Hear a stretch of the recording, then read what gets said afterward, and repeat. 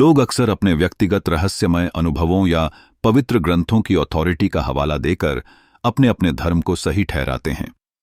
Wilson समझाते हैं कि व्यक्तिगत अनुभव व्यक्तिपरक या सब्जेक्टिव होते हैं और उन्हें सार्वभौमिक सत्य के रूप में वस्तुनिष्ठ या ऑब्जेक्टिव तरीके से जांचना मुश्किल है।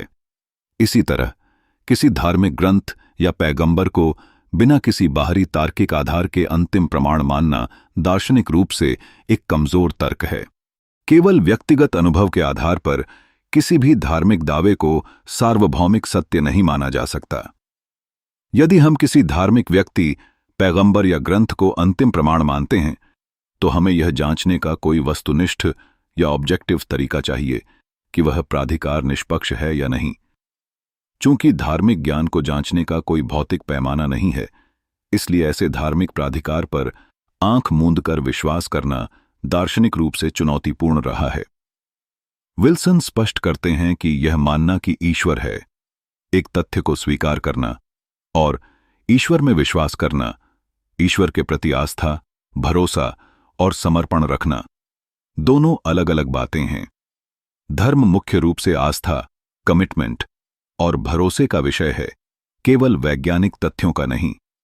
धर्म का चुनाव केवल एक बौद्धिक बहस नहीं है, बल्कि यह एक व्यावहारिक निर्णय है जो व्यक्ति के जीने के तरीके, उसकी नैतिकता और उसके विश्व दृष्टिकोण, वर्ल्ड व्यू को पूरी तरह से दिशा देता है। विल्सन की इस पुस्तक का केंद्रीय तर्क यह है कि धर्म को विज्ञान की कसौटी पर तौलना एक दार्शनिक भूल है। धर्म की भाषा तथ्यों की नहीं, बल्कि मूल्यों, आस्था और व्यावहारिक जीवन दृष्टि की भाषा है। जॉन विल्सन की यह कृति इस निष्कर्ष पर पहुंचती है कि धर्म को विज्ञान या सीधे सादे तथ्यों के चश्मे से नहीं परखा जाना चाहिए।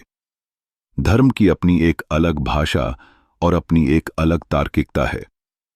इसे स्वीकार या अस्वीकार करने के लिए इसके अपने तार्किक मापदंडों और अर्थों को समझना अत्यंत आवश्यक है।